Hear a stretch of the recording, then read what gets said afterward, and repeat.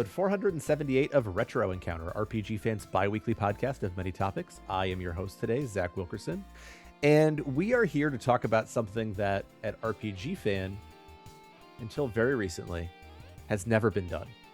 And that is games that deserve a perfect score.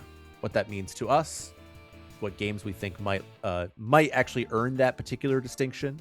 But before we get into that, and before we kind of talk through how this is going to look today, I would like to introduce the panel, starting with you, Matt. Listen up, Fives. A 10 is speaking.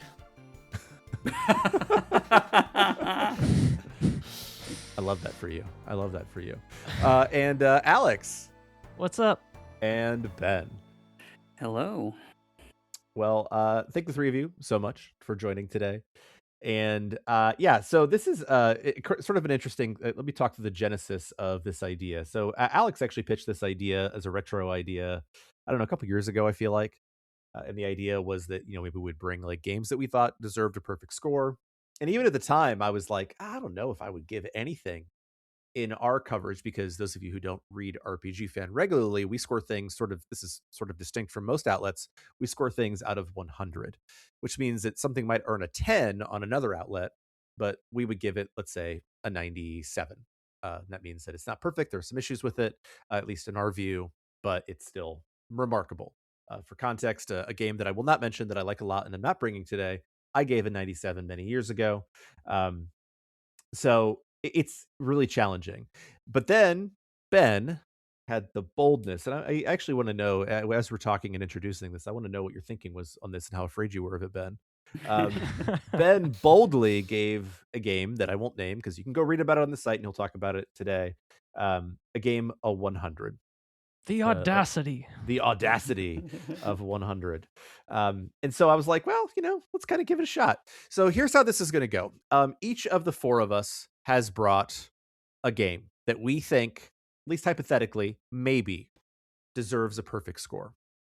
But at the end of this podcast, there can be only one. So we're going to determine our first, because I like this idea, we might do it again, our first Retro Encounter game that we think deserves a 100. Even if it didn't review that way originally in RPGFan, this is 4 different people, at least in most cases. Which one do we think deserves a 100? So we're each going to bring our one game, going to kind of talk through why we think it's perfect, sort of what our definition of a perfect game is. We'll kind of hash that out. We'll have conversations about it. And then we'll kind of go through sort of a round at the end where we kind of push them all against each other. And then we will vote on a winner. The only caveat for the vote is that you cannot vote for your own game. So the game that I brought, for example, I very strongly, really honestly do believe it deserves a 100, but I will not be able to vote for it as a 100. And I think that kind of adds a little bit of spice to the mix. But I do want to kind of quickly go through and talk through like sort of what perfection means to you with a video game. You can even maybe very briefly, if you want to, talk about games that are not in our coverage that maybe you think would deserve it. I think it's really hard to think of a game as a 100, right? I think about like as a teacher, and I grade out of 100, and I actually in my classes I grade everything out of 100. It's just sort of the way that I run the class, and it's the way my brain works. I think it's because I grew up reading RPG fan. I'm not even joking. And I grade everything out of 100, and my students, especially now in today's age of grade inflation, like they'll write an essay about Wuthering Heights, and it'll be good, and they'll execute it effectively. And I'll be like, but you're writing about like how like weather characterizes Heathcliff. And I'm like, I don't even want to tell you how many of those papers I've read. It has to be 400. That's not an exaggeration. But 400 of those papers. Like you executed it fine. 95. Like really good. Like you hit all the marks, you did it, but you didn't blow my hair back. You didn't do something that really made me like see something different. You didn't like sort of change the way that I see a book. And I understand that's a big ask for a 17-year-old of a high school English teacher. But that's my ask. If you want to get a 100, that's what you need to do. And I kind of think of video games the same way. And that doesn't mean that all those 100s that students write, which I maybe give 1 or 2 a year, are perfect. That doesn't mean that any of the games that I would give a 100 to are perfect. But it does mean that it blew my hair back, and there are a few enough mistakes that I can look past any of the problems that I have. But it fundamentally changed the way that I see the world, myself, video games, whatever. And there are very few games that I would give that to. Even games that like totally change the way that I play video games, sometimes I might not necessarily give a 100, but games that just changed the way I see things, and that are still hold up. Because we talked a while ago about like RPGs that made us, but that's even beyond that. It has to like sort of be like defining Mhm. in terms of games for me. So that's the way I see perfect games, but I'm sure other people see it differently. I don't have to tell anybody here or anybody listening that like art is subjective and like your 10 is going to look different from my 10. And I think for games 100, remember. yeah, yeah, yeah.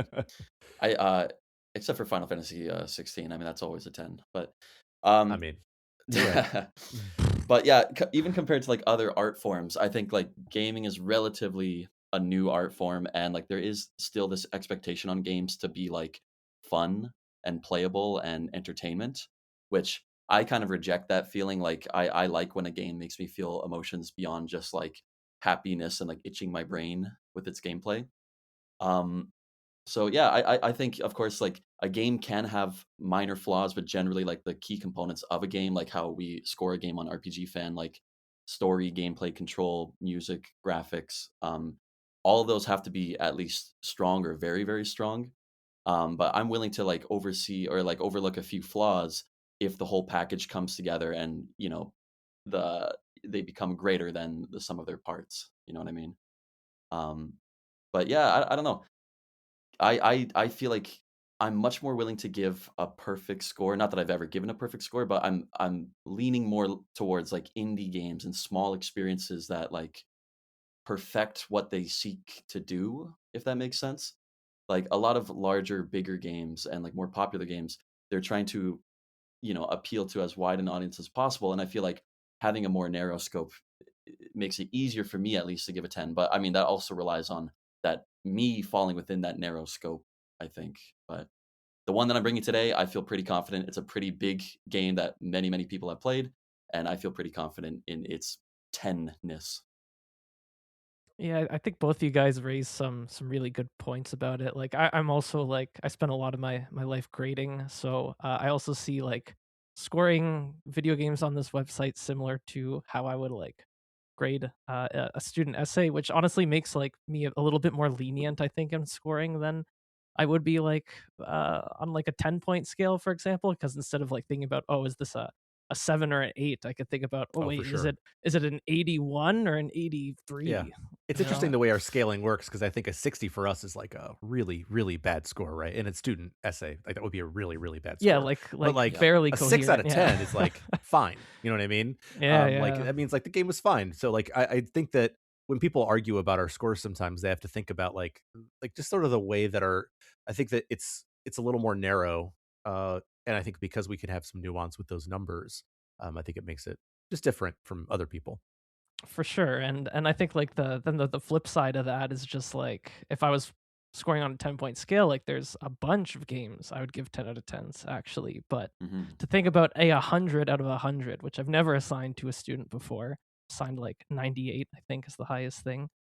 Um that's a big deal. And so that was kind of like the inspiration behind the whole idea. And thinking more about like what my personal criteria would be, I think for one thing, I could almost only see myself justifying in doing it for like an older game, like assigning 100 in retrospect. And like Yeah. part of Yeah. why I trust Ben's review of Xenoblade Chronicles X is because it's actually an older game. This like a new edition of it, but like this is something he's played before and had a lot of time to sit with. So I think I don't see myself ever assigning something 100 like fresh off the press essentially.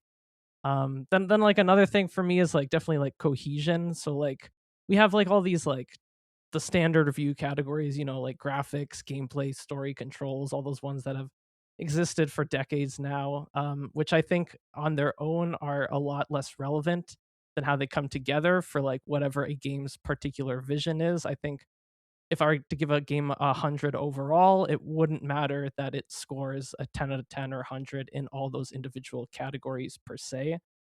I think the game would also like to what you, Matt, and Zach have already said. Like it has to do something like truly original. It's got to like blow its mind for like where it is in its genre. It's got to show me something new kind of what it's doing in its genre, or it just has to be like a perfect like platonic ideal almost of what the genre has been so far.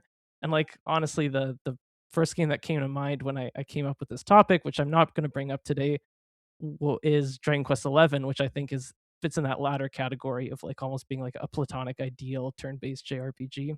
Mm. Then I think like engagement, like consistent engagement is super important. Are like the mechanics consistently enjoyable and rewarding throughout like the entirety of the game? Is the sense of progression strong? Pacing is really important on that note. Like if one or more parts of the game, like if you could say they could drag for any reason, I think that pretty much disqualifies it from perfection. And on that note, yeah, I think I would agree with your point, Matt, that like indie RPGs almost have it easier to get this Yeah. because they're usually more focused in that sense. And then I things like novelty, impact, and technical achievements, I think are much less important for assigning 100. I It's interesting too that you're talking about sort of like the nature of cohesion, and like it needs to like do something unique, because like there's a game that I'm just going to say from the top, listeners, I apologize, I'm spoiling it.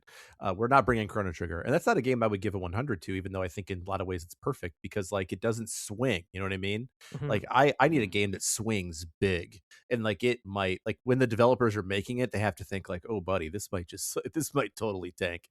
Like, but like this is what we want to do, this is Yeah. our vision. And again, like Chrono Trigger is an incredible game, 10 out of 10, easily, but it doesn't swing. And like I need a swing.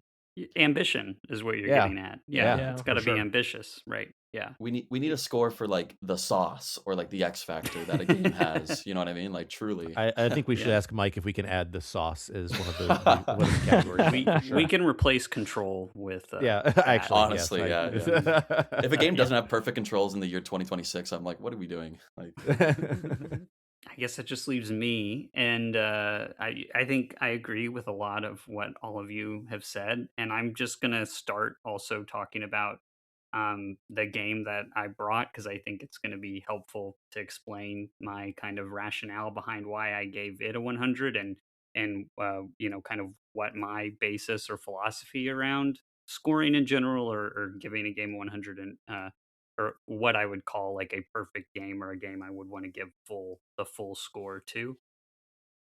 First off, I want to say scoring is the absolute worst part of reviewing a game. I hate scoring. Oh, The it's the score is the worst. last thing Yep. I do. yep. It sucks. Yeah. So I mean, it's like the first thing I do, but it's also because like I'm not like, it doesn't require as like I give it a score, but I really don't care. You know what I Yeah, mean? Like I'm like, yeah. okay, whatever that number Yeah. is, whatever, dude. I care about the content of my review, but I know that the reality is the opposite. Yeah, the score to me is like the least important thing. It's the thing I care the least about. But I think that, why I gave so Alex, you brought up cohesion, right? And the idea of to me, that's where a game is attempting something. It's attempting to deliver a specific experience, and then it delivers on basically all fronts towards that experience. So part of why I decided to give Xenoblade Chronicles X Definitive Edition 100 is because for me, I'm not a big fan of open world games just in general. I think that a lot of games don't really that are open world games because they're kind of more of like a checklist style design, or they're following trends. We've seen a lot of series move into like an open world format that weren't previously one, just because that's kind of what's popular. And those games can also take a lot of your time, and that keeps people engaged and playing for longer. That means they're a vehicle to sell you more like DLC or things like that. I mean, I think GTA 5 is probably the perfect example of something like that, where they've crafted this open world game that can suck up all your time and then also suck up all your money, right? So I generally just do not like that style of game. But part of why I give such high marks to Xenoblade Chronicles X is because it, to me, is like the platonic ideal of an open world game. It uses the open world so expertly to deliver like the perfect experience based around an open world. It's that idea of the open world concept is all also like thematically and narratively woven into the game. Like it couldn't be anything other than an open world game, because it's a game fundamentally about discovering a new world and making your place in a hostile environment and trying to coexist with what already is there. And most games that are in this like open world kind of genre or format don't really deal with those ideas and concepts. And I also think mechanically, it's probably the best iteration of an open world game I've ever played. A huge part of the game is exploring new areas and then putting down these probes to then kind of map out the entire world of Mira that you're discovering. And that just ties in very well narratively, it ties in well thematically and with the mechanics.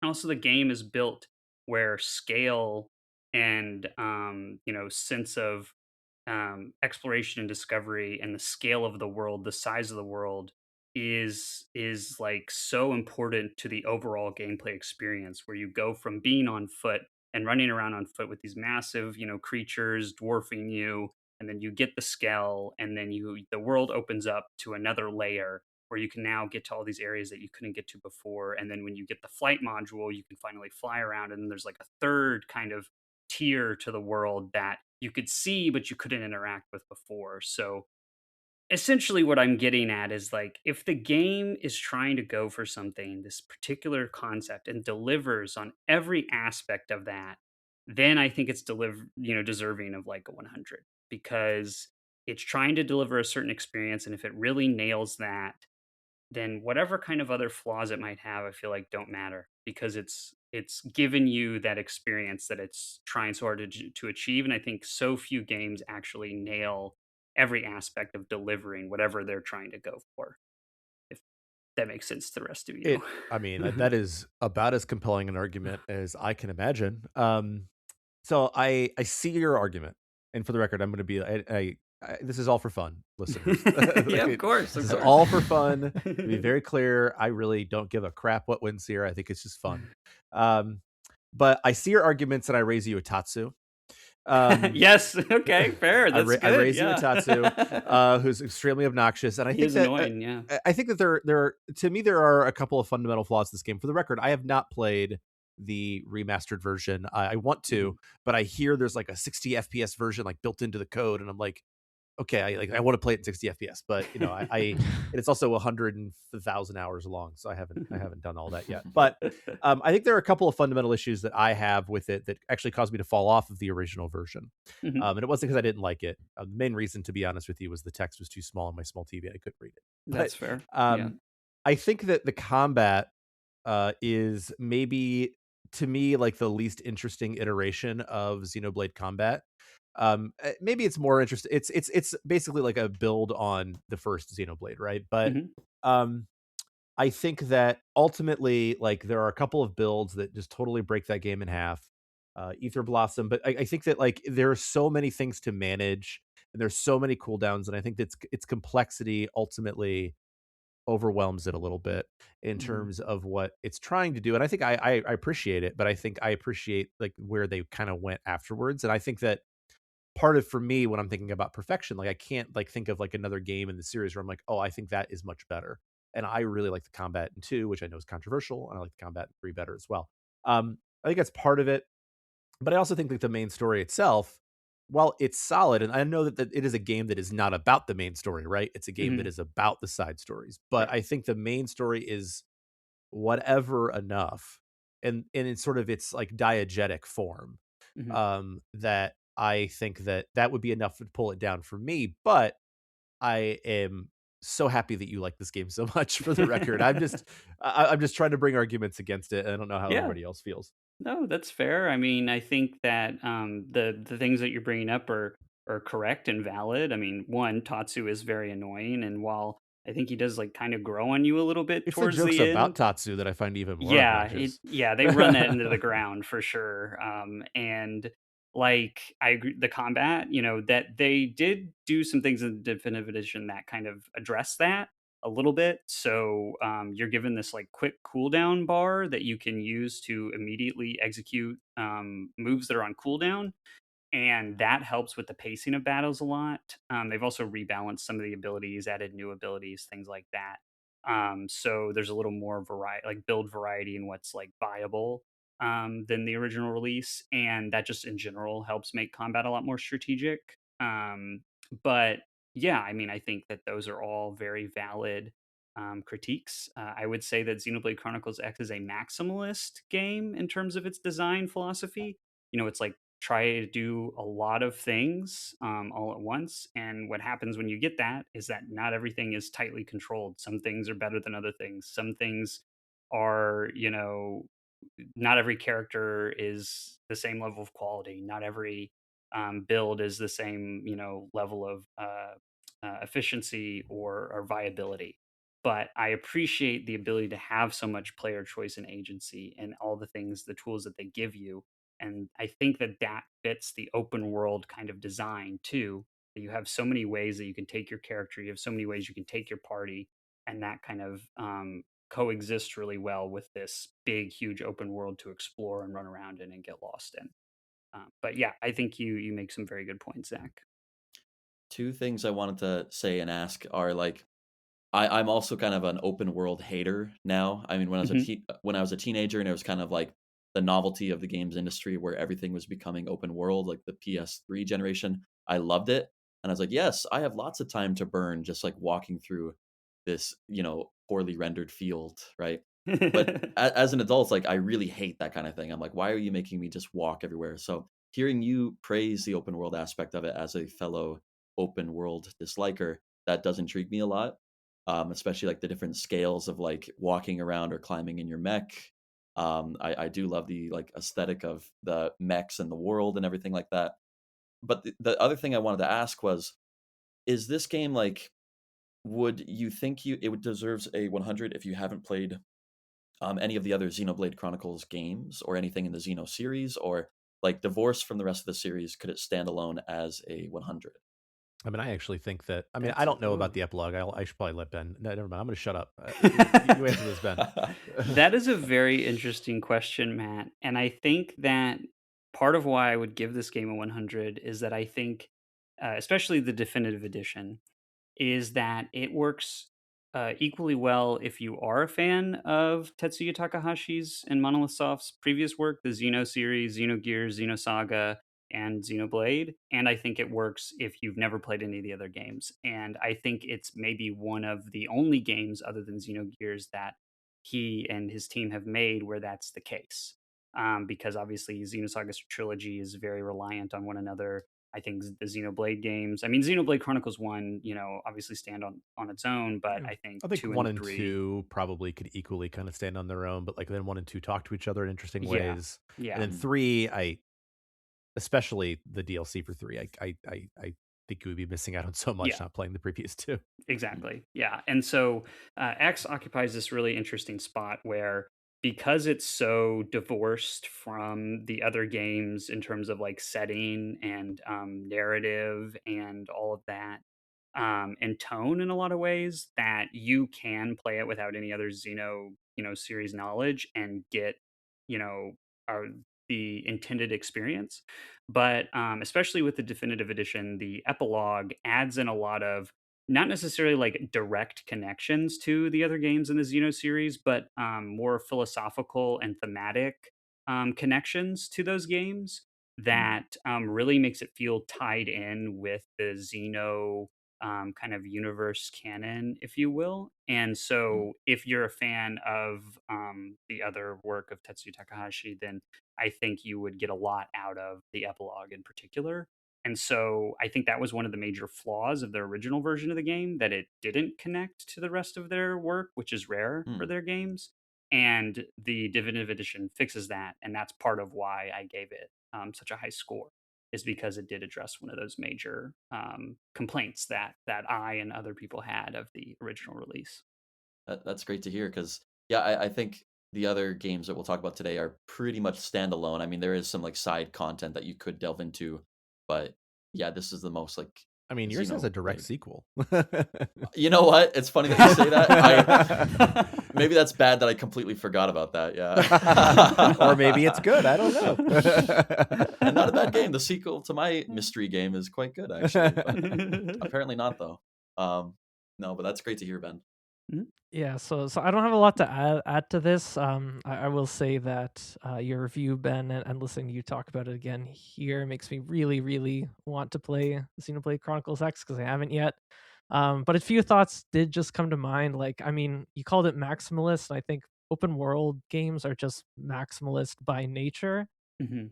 And this just seems like a very thoughtful way to leverage the like emergent potential that people that we associate with like the idea of an open world by prioritizing the side content and making it feel like part of the main story, like an essential part of it. I think that's key to making an effective open world game. So like I mean like it's so hard to like think of perfection in terms of like an open world game because like there's pretty much inevitable kind of frustrations, maybe potential balance issues, pacing.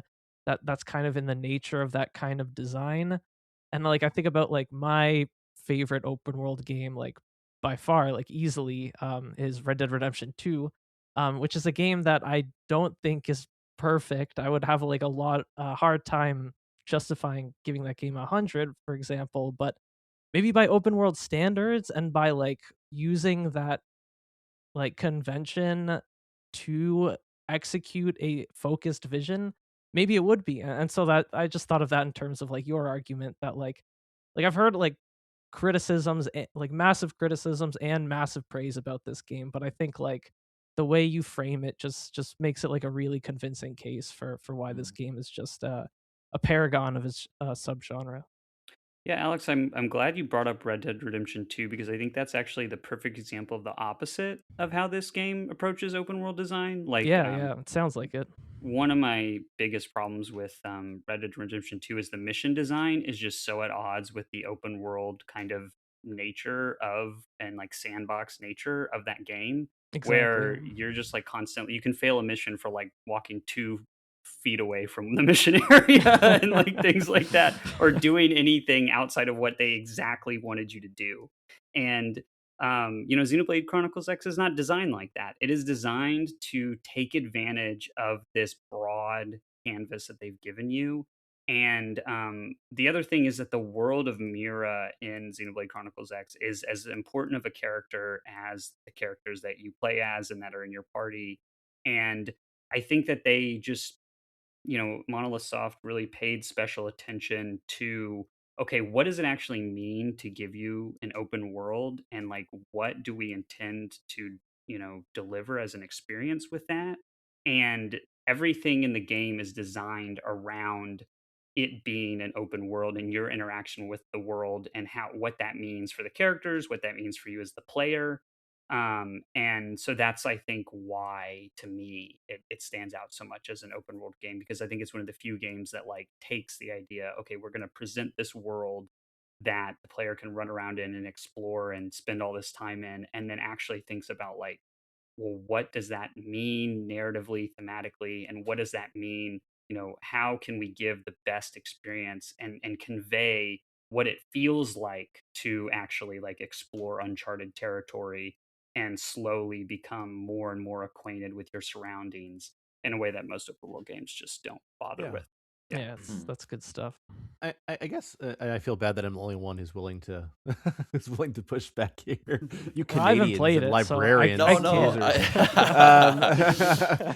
but no, seriously, like so I actually don't agree with this argument, but I think an argument that a lot of people would make is that you're right. I think that Xenoblade Chronicles Cross or X or whatever we call it, it achieves something in open world design that previously had never been achieved. But I think a lot of people would argue that Monolith worked on two games, in fact, that have now exceeded it in terms of the ability to experience an open world. And those are Zelda, Breath of the Wild, and Tears of the Kingdom. So I guess my question is like and this is sort of me pushing back a little bit, like these two games that I think give that sense of progression, that sense of sort of exploration without some of the, maybe in my opinion, like sort of annoying complexities of Cross. Like how do you how do you sort of respond to that, I guess is my question. Yeah, That's a no, good question. that's a great point.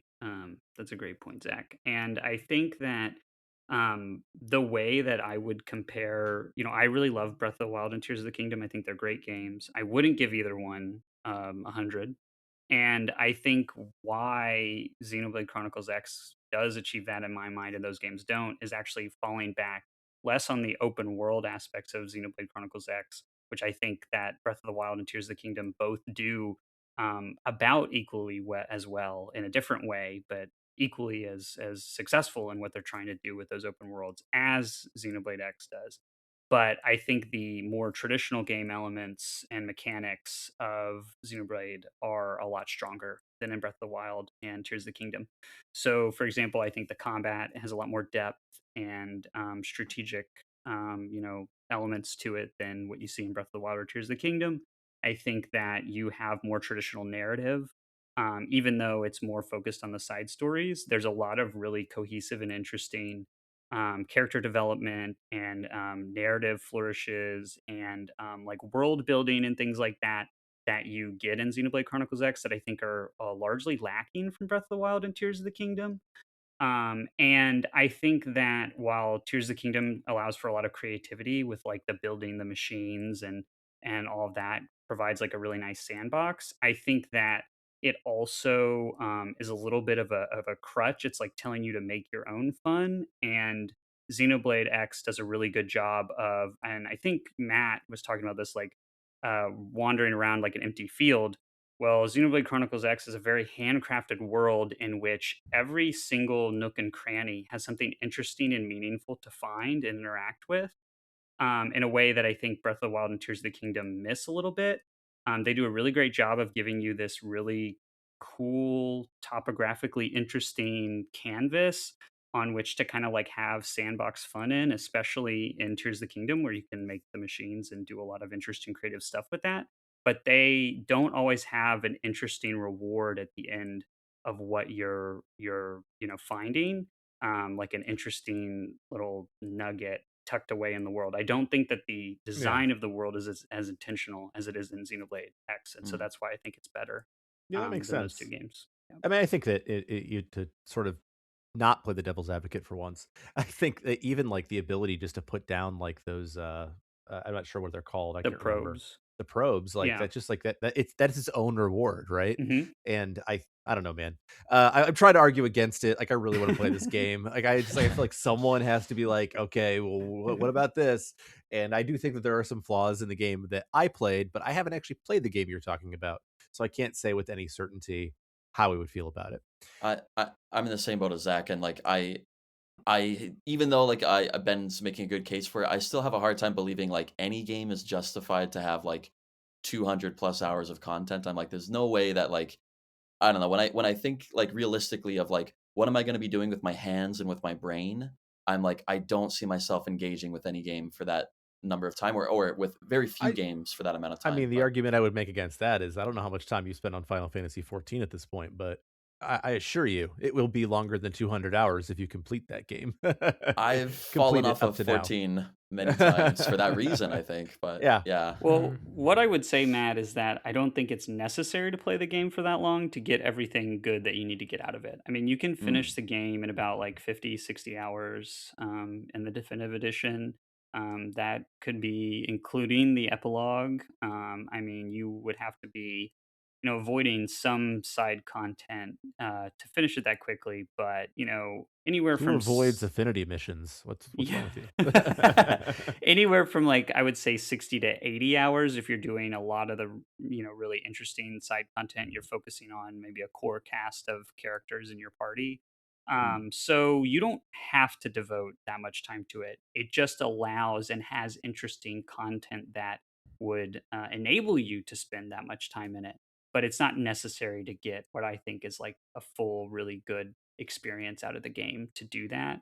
mm. Um, and so that would be my answer to that to that question. But I think it's great. It's a great That's point. good to hear Yeah. because I have the same feeling towards my game of like I think the best Right. parts of it are the non-optional parts.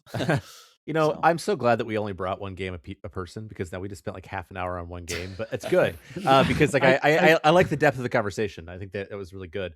Yeah. But I'm I glad that you have. I'm sorry. Go ahead, Alex. sorry, because I feel like you want to move on, and I want do. to be. I feel like I should present some point of friction because now you guys did and I didn't. So okay, so Ben, all right, I just want to go back to one point I made about just like open world games pretty broadly. Mhm. I don't think I've played a single open world game where there wasn't some level of a moment of frustration, a moment of awkward balancing or pacing Mhm. that I just feel like is inherent to the genre. So my question for you is: in all your time playing Xenoblade Chronicles X, did you feel any of these things? So that's a really great question, Alex. And I would say in the original version of Xenoblade Chronicles X, yes, this was a common point of friction was something called your Blade level, and Blade is like the group that your character belongs to. Oh That's kind gosh, we of talk about Blade level, I get like Mhm. PTSD from Yeah, Xenoblade 2. But yeah, continue. and Yeah. essentially it just functioned as a way to like gatekeep your ability for exploration and to interact with certain like resource nodes in the environment or interesting like treasure in the environment, things like that. And it was basically just like a system that like gate kept you from certain things. So sometimes you would be able to get up to an interesting location or something like that, or go through a difficult kind of like sub dungeon with hard enemies, and then you get to something that you can't interact with because your blade level is not high enough. But the definitive edition actually removed all the gatekeeping tied to blade levels. So that was a major point of frustration for the game, and part of why I gave it the definitive edition such a high score is that it removes that. So I think actually this version of the game kind of there were those points before, and it does away with them in a way that really allows the game to shine more than it did originally.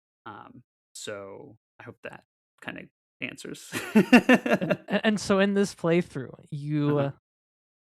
did not have any moments of just like, this is bullcrap.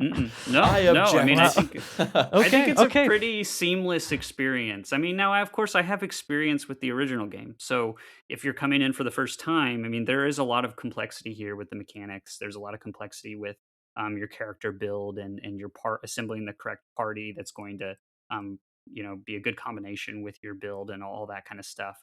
I think also like if you don't really know how to outfit or use the skills effectively in combat, there's a different combat system for skills than there is for the on foot characters. So, kind of getting your head around that and when to use on foot combat, when to use skills, that can be kind of a pain point, I think, for people. But I wasn't approaching it with that because I had already played the original game. So for me, it was just a complete, positive improvement over what I had played before. Mhm. So no, I didn't have that experience, but a new Yeah. player might have that experience, and that's fair. Yeah. Gotcha. I appreciate think that- Alex leading the witness with that question. Yeah, indeed. I think that the for me part is really important, right? Like I don't know. I'm not sure that there are many games that I could say would be 100 for anybody besides myself, because I despise when people like lob the word objectivism at us, or you should be more objective with video game criticism. I'm like, you don't understand how things work. You don't even I feel understand what like. the word means because Yeah. objective just means following subjectively defined Yeah, criteria. I could just tell you exactly. I could just tell you what happened in the video game for thousands and thousands and thousands of words. That would probably be the most objective way of doing it. Yeah, you can read some But game I'm not facts gonna read that. documents for yeah, I could literally just objectivity. write the script down. I That's just my want to review. score, Zach. Come on. Yeah, God, people are the worst. Anyway, so we've talked a lot about an open world game, but I think it's actually interesting to talk about a game that is almost entirely not open world and is extremely linear. And so, Matt, you've hinted at your game, Mhm. and I would like you to bring it before the Retro Encounter Tribunal so it may be judged. Okay, everyone. Well, I'm unzipping my bag right now, pulling it out. I bring before you, Tribunal of RPGFan, Final Fantasy, not 7, not 9, not 6, definitely not 16, but 10. Final Fantasy 10, the 10 out of a 10, 100 out of 100 Final Fantasy game. I'm going to start my defense by acknowledging the things that I know people are going to lobby against it. And that is the side content, the quest to get these celestial weapons and all the Dude, I stuff have that never was. dodged 200 lightning bolts, and I'm never beaten the Chocobo racing. The Chocobo racing actually makes me more mad. It's so broken. It's so It bad. sucks.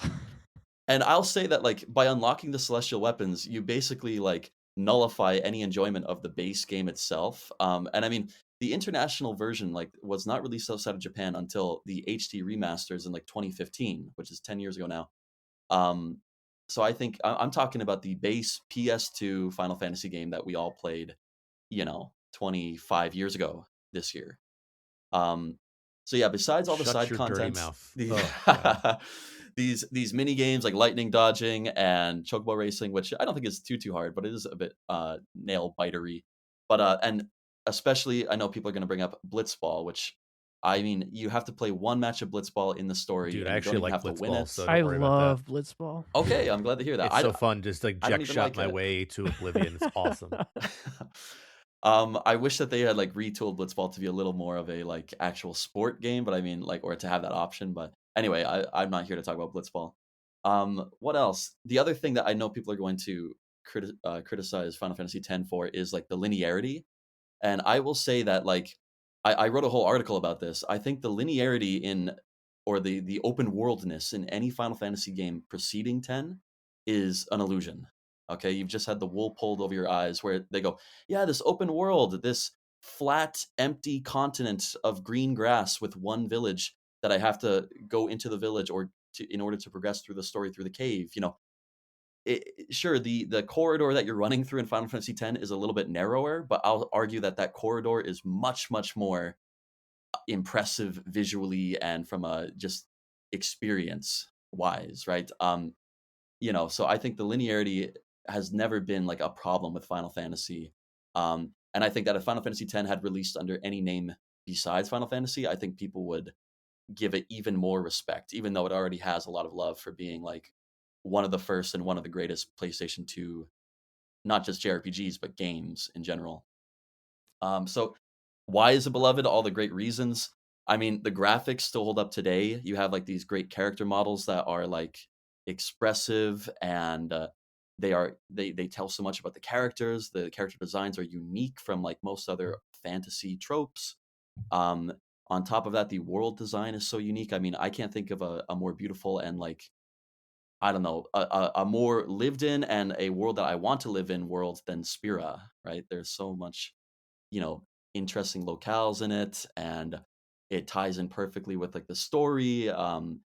Which speaking of the story, I know people are going to say, "Oh, religion equals bad." That's nothing new for JRPGs, but I don't even think the story ends at that stopping point. You know what I mean? I think yeah, it has this framing narrative of religion is bad, and you're on this pilgrimage for Yuna to defeat sin. I mean, how much more on the nose can you get? But it's a love story more than anything, right? And I don't think any other Final Fantasy has been willing to commit to the love, plot as much as 10 has. I think And Aleks might have some words to Hey, say to you about that. okay. one Before called you say squall, VIII. oh my god, get that moody boy out of my face, Squall. They have one good dance scene, and that's it. Otherwise, he has no personality. But yeah, I think the story and the characters are charming and wonderful and emotional. The finale of Final Fantasy X is like one of the most emotional scenes in all of gaming. I think I watched it again this morning to clarify or to like double check, and I'm like, yep, this still affects me like 25 years after the fact. Um, and that's nothing to say about the music, which this is the first Final Fantasy game to move away from just solely compositions by Nobuo Uematsu. He brought in Junya Nakano and Hamauzu into the mix, right? Which I think it's a perfect blend of Hamauzu's like instrumentation and Uematsu's melodies, right? Which I mean, nobody can craft a melody like Uematsu, but both musically and in many ways, I think it's kind of a departure from like the Crystal series of Final Fantasy or the Sakaguchi string of Final Fantasy games that we talked about on a past retro encounter. Um, Again, I feel like pushing the envelope. This is not like your typical Final Fantasy game, and it doesn't require the tropes of Final Fantasy in order to be a great game. And the last thing that I'll say is the combat. And I've only seen people like praising the combat to the degree that it deserves with the release of Clair Obscur this past year, right? And people noticing all the influences that Clair Obscur takes from Final Fantasy X. Final Fantasy X has always had like strategic, snappy, quick, tightly designed combat The boss encounters are like just the right level of gimmicky and challenging without being like frustrating. Just the overworld battles are just like fun to fight, and like you have to swap your party members in and out. I just think Final Fantasy X knocks it out of the park in every aspect. At least every aspect that we grade in RPGFan. Plus, I'm going to give it a certified 100 out of 100 on the sauce factor as well. But what do you guys think of Final Fantasy X? So I'll start because I've only played about 10 hours of Final Fantasy X ever over time. I haven't really played. I've never played Final Fantasy VII. I've never played Final Fantasy VIII. I've never played Final Fantasy IX, and I've never Ben, played you're all the fired. way through Final Fantasy X. What? So Final Fantasy is like a big like hole like in my gaming. I'm probably the least Final Fantasy fan of like everybody that is at RPGFan. But Wow. so I don't really have a lot of experience with the game other than I've played about 8 to 10 hours over the years. But one thing I do agree with you, Matt, is that I like the combat because I really don't like ATB, the traditional ATB battle system in Final Fantasy, and I like that it's more of a true turn-based, no try to active element. And that's the thing I always really liked when I did, play some Final Fantasy X was the combat. But I want to talk a little bit about something that you brought up at the beginning, where you said that that the overworlds in classic Final Fantasies are kind of an illusion, and Mhm. that mechanically, Final Fantasy, in terms of construction, it's not actually that much more linear than any of the other games, which I think is probably true. But I would ask you, like, do you think that there's any value to that artifice and at least giving the player like the feeling of a vast world around them and kind of conveying that idea, even if in reality you're not really interacting with it much, just presenting that to the player like has some value? And does Final Fantasy X get something out of being more linear and restricted that makes it worth losing that kind of experience you give to the player?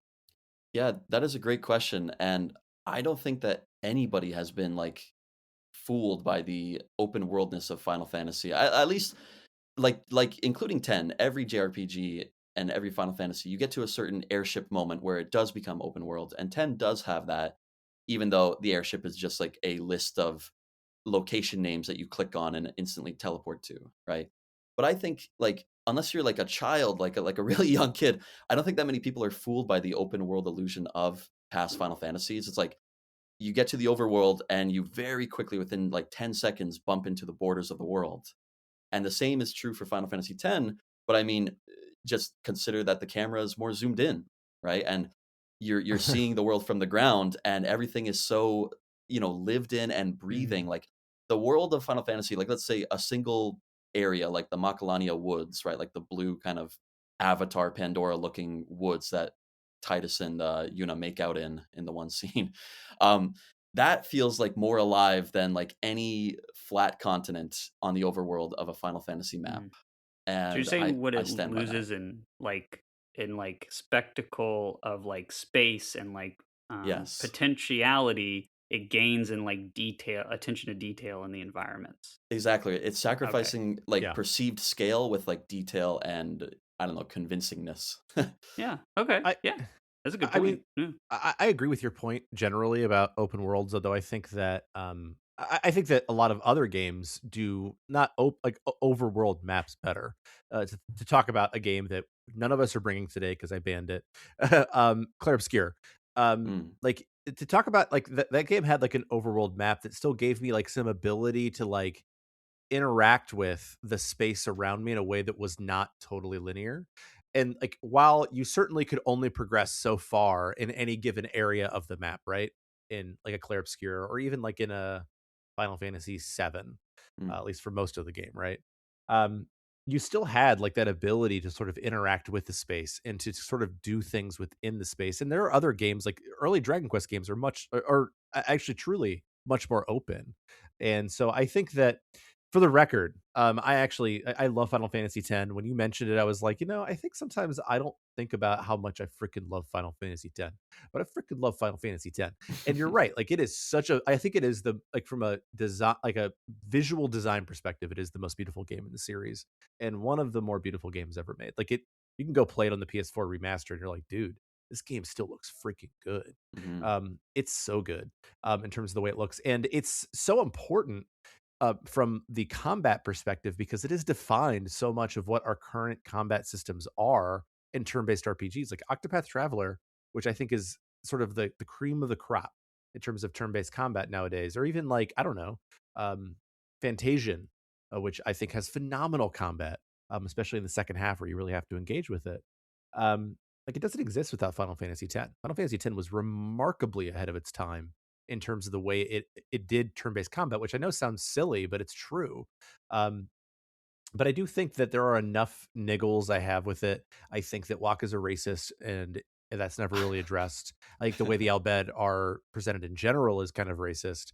I think that there are enough like weird things you have to do in terms of like Albed primers and crap like that. And I know you don't have to do those things, but like they're in there, and I really don't like the way that it addresses sort of racial discrimination in a lot of ways, and I think it's troubling. So I have some issues with that.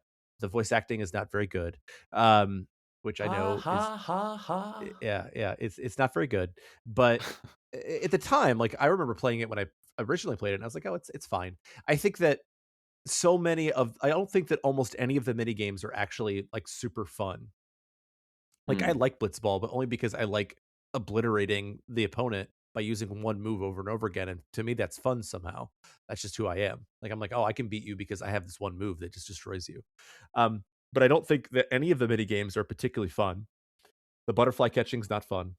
The chocobo racing's not fun. And I do think that and again, like if we're going back to Clear Obscure again, they're like, oh, we included these games because we knew wouldn't like them.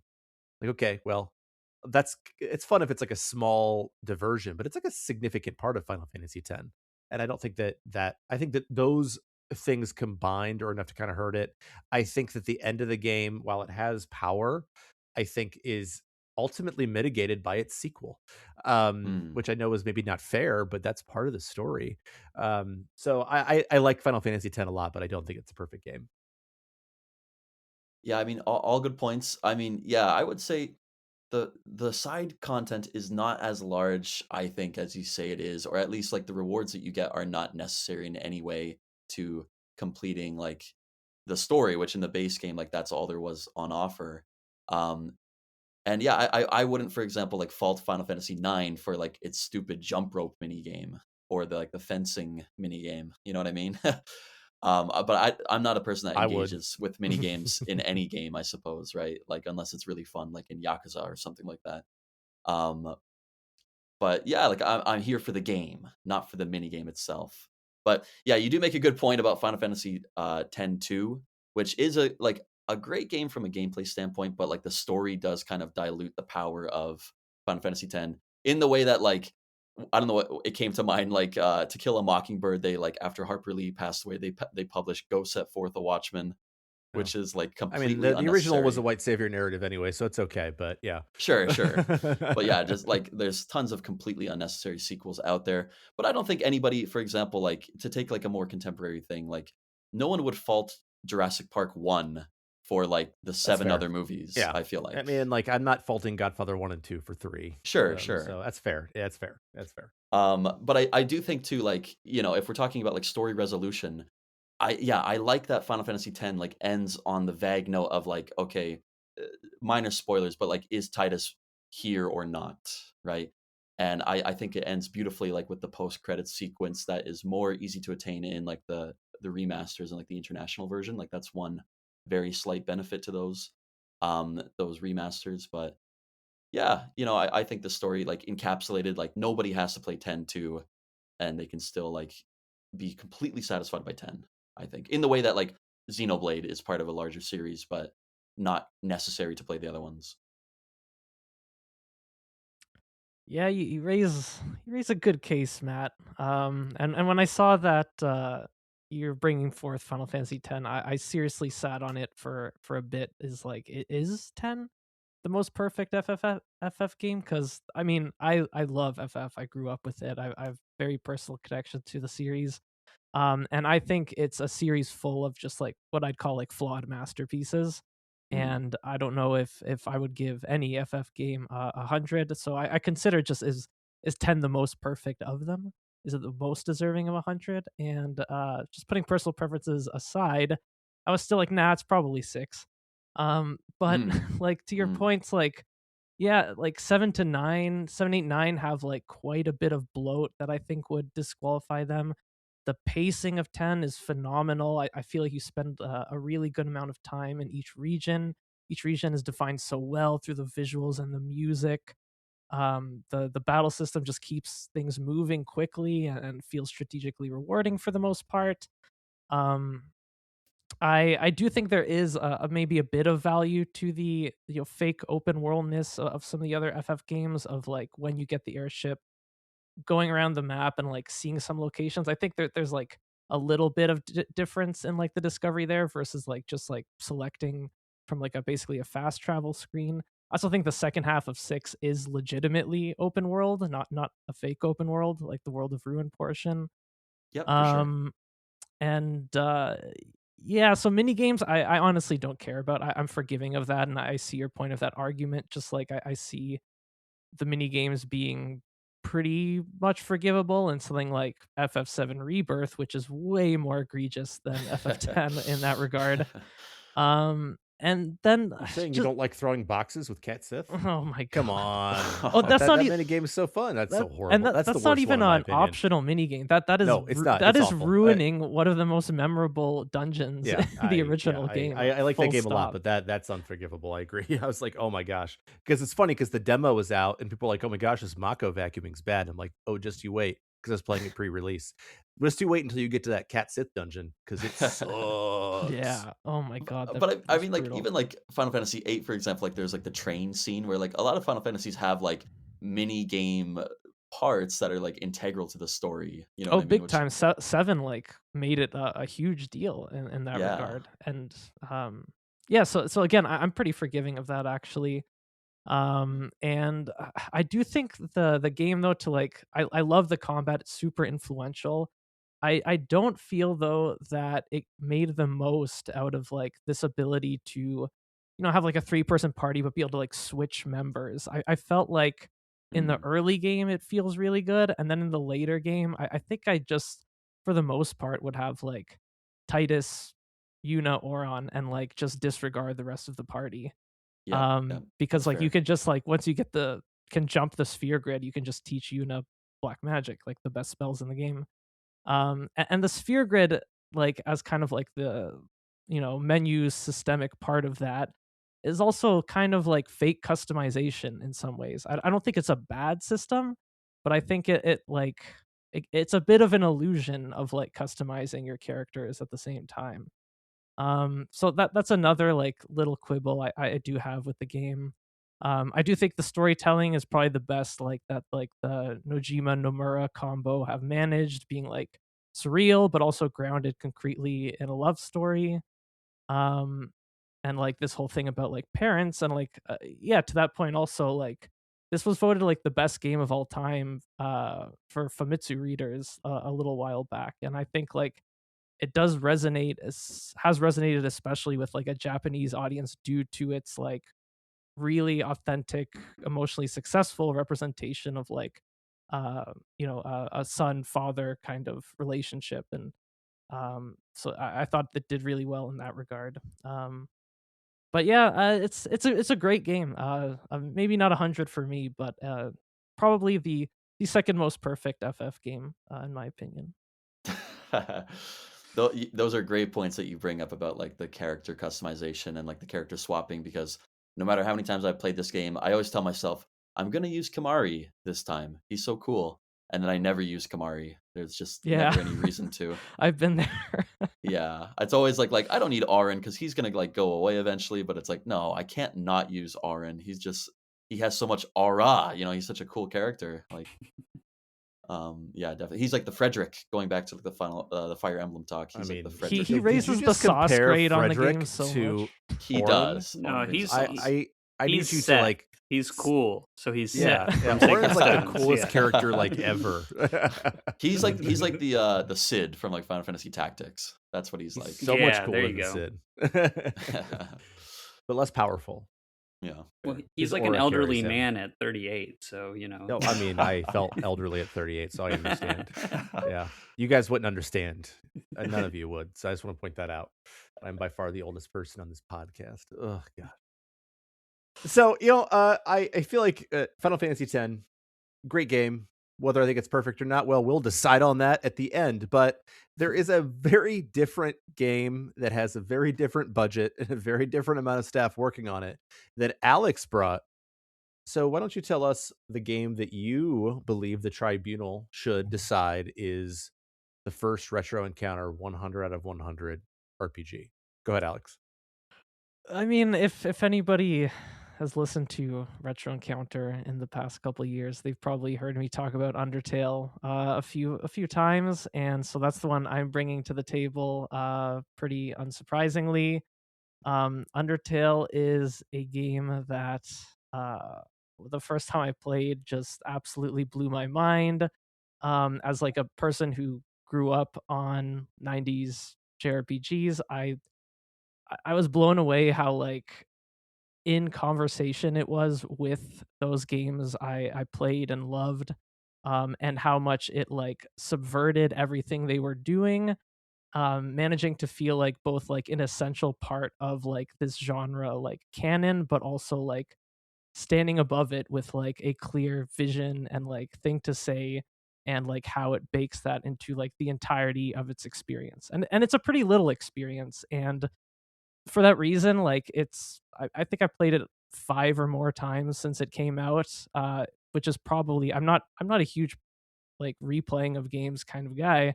It's probably the most I've replayed an RPG or maybe any game to completion.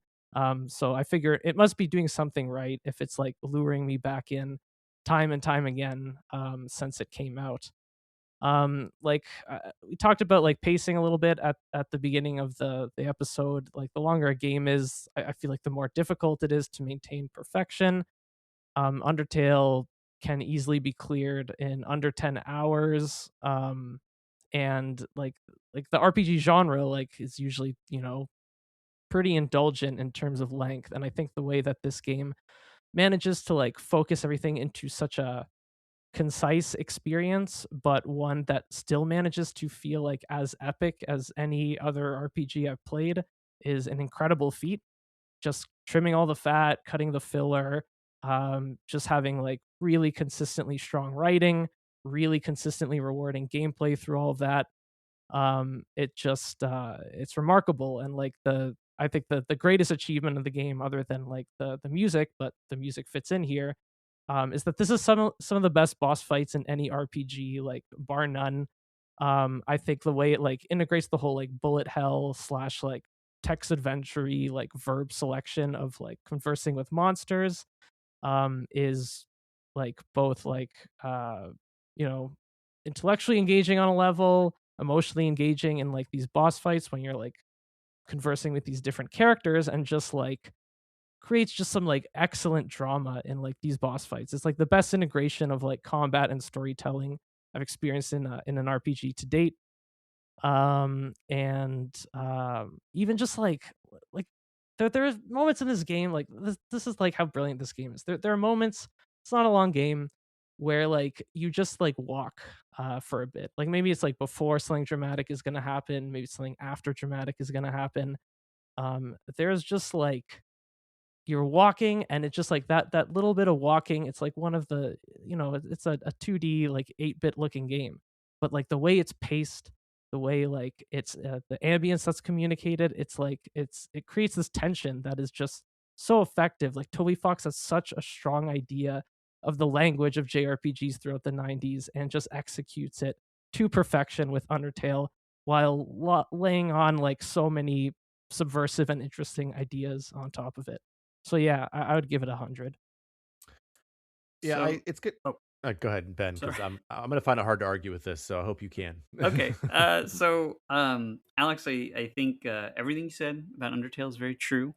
But I wanted to ask you because Undertale, Toby Fox like is definitely a developer who wears like their inspirations on their sleeve, right? Like, you can feel in Undertale the inspiration from games like Earthbound, from games Mhm. like Moon, and other titles made by Love the Lick. So what is it that makes Undertale like a perfect game, but that you wouldn't bring the games that inspired it, that so heavily inspired it and played such a role in its development and its genesis, Mm. instead? Mhm. Like what makes it sets it apart from the things that it was inspired, so clearly inspired by? Yeah, so for one, it would be the pacing, and for another, it would just be like the engagement that like the combat manages. Because like I love Earthbound. It's also one of my favorite RPGs.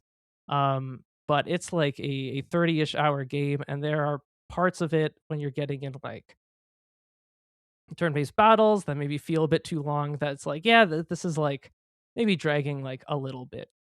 And then Moon has that whole like subversive element to it that it's like kind of a meta commentary of the RPG genre in a very similar way to Undertale in a lot of ways. But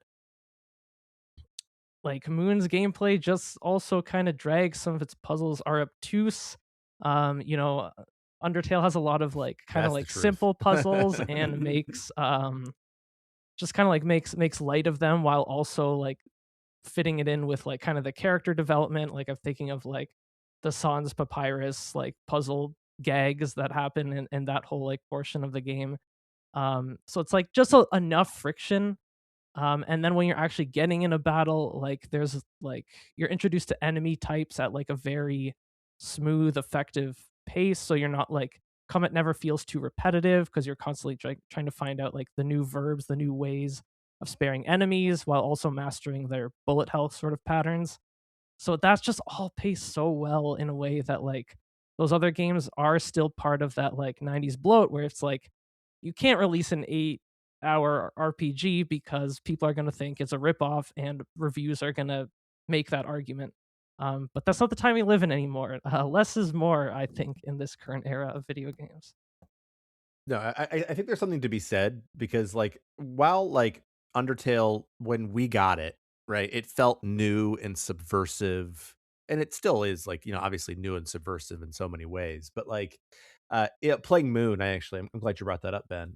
Made me realize like just actually it made me appreciate Undertale more. Because I was like Moon, while it was an interesting game and I really loved talking about it with you and Alex, I didn't have a great time playing. And I'm not saying that's the end all be all. I think that Matt has a good point that like that's not always the point of playing a video game or of any art, right? It's not meant to be enjoyed always. But I was like, at a certain point, I was like, okay, the obtusion, like I was like, okay, I'm done with this. But I never felt that way with Undertale. However, I think that my fundamental issue with Undertale is actually addressed by Deltarune. And I think, for the record, I think Undertale is like one of the best games and most important games ever made. But I think that it's a little philosophically immature. Um, that I think Deltarune, even from like the first moments you play it, it's like, oh, you think you get to pick your name? You don't get to pick. And Undertale has this sort of like idea, and I think it's a really nice idea, but I'm not sure it's one that I agree with. It like you can just like you can all just get along. You can make it work if you try hard enough. People will get along, people will agree. And I know that's an oversimplification of the emotional power of Undertale because it hits so hard. That's assuming that you're doing a pacifist run, which I could never do anything else. The other kinds of runs just actually sound boring. Um, But they're but so interesting. They're such a yeah, key I'm part of the sure. game. Yeah, and I know that's absolutely true. And I've seen enough, YouTubes. I think that's actually like the process of doing it. That's like part of it, right? Like it's boring. We talked about this a lot on the previous episode. Um, but I think that ultimately it is not as interesting as it could be because as amazing as so many things are, like I think it doesn't reach some of the philosophical highs that maybe when I first played it, I was like, yeah. Then Toby Fox himself is like, wait a second. let's maybe rethink this a little bit. At least that's the way I've always read Undertale, as a sort of a subversion, an inversion of Undertale. But that's just my take. Yeah, I mean, I definitely see that. I think Undertale is ultimately a simple premise, just executed in a very creative, experimental way that just works for it. I do think some of your criticism about like the naivete behind Undertale's philosophy is mitigated by the other sorts of playthroughs. Like if you've only done pacifist, like I think that does like only like show that part of what the game's doing. Though the whole like existence of like Chara and what came before is a little more nuanced in that sense. But yeah, I think like Undertale works in the short playtime that it has because it is a simple, pure sort of vision, even if it's like very creatively done. And yeah, Deltarune is amazing, and I'm looking forward to seeing where it's going. But it could not exist without Undertale having set the table essentially. Yeah, I also can't deny that like every aspect of Undertale is pretty incredible and it's a great package as a whole. Um and like you said, Alex, like I like the short game that like you can also replay it multiple times and it's rewarding in new ways. So like that's a great like balance between, size of content. But the thing that came to mind with me and with like Toby Fox in general, like his music as well, like when I was reviewing the Deltarune soundtrack so far, and I haven't even played Deltarune yet, but I'm very excited to play it because I can see that like Toby Fox is like not for the first time exactly, but like really coming into his own creatively. Just like, everyone so far has said the word subversive, right? For Undertale. And Ben already made this point, but like um where would Undertale be without standing on the shoulders of so many other games before it? And that's why like I would be more willing to give like a 100 potentially to the complete Deltarune package once it's out. I have a bit of a harder time giving it to Undertale just because it does rely so heavily on other things. Like eh, But I guess like Deltarune relies so heavily on Undertale. well that's true, but okay, that's true, but like the comparison I was thinking of is like Undertale reminds me of like Tarantino where it's like there are these clear Mm. these clear inspirations that he's pulling from, but he's making this really new exciting package that like sets the world on fire. But Undertale just turned 10 years old, right? So I'm kind of interested to see how it ages in like another 10 years when its influences are like in the far past, just like in Tarantino's case where people are kind of like reevaluating him as an artist now. I Mhm. think Toby Fox might have the same like reckoning, but that sounds like too threatening, I think. But the same, the same reevaluation, I think, in like another 10 years. And he's also like quite a young artist himself too. So I more so than anything, like I'm excited to see what he comes up with next, more from his own ideas. But I mean, as a package, yeah, Undertale is such a great game. There's really nothing I can say bad about it. Yeah. No, those are really interesting points. Yeah. Alex, I have a question for you. So, you know, we're talking a lot about like doing the pacifist playthrough, and then you were mentioning the value of the other playthroughs. Um, I know that a big thing with Undertale is like the community being very aggressive about getting people to play a pacifist playthrough and like only do that, and like being very angry if people diverge from that. Do you think that that's a little bit of a failure of the game to convey its themes and messaging, that people have such an adverse reaction to other ways of playing the game, even though obviously they're like intended by Toby Fox for that to be a part of the game and integral to the experience, just like a pacifist playthrough is? Yeah, that's a really interesting question. I would say it's less of a fault of the game and more of a interesting reflection on people.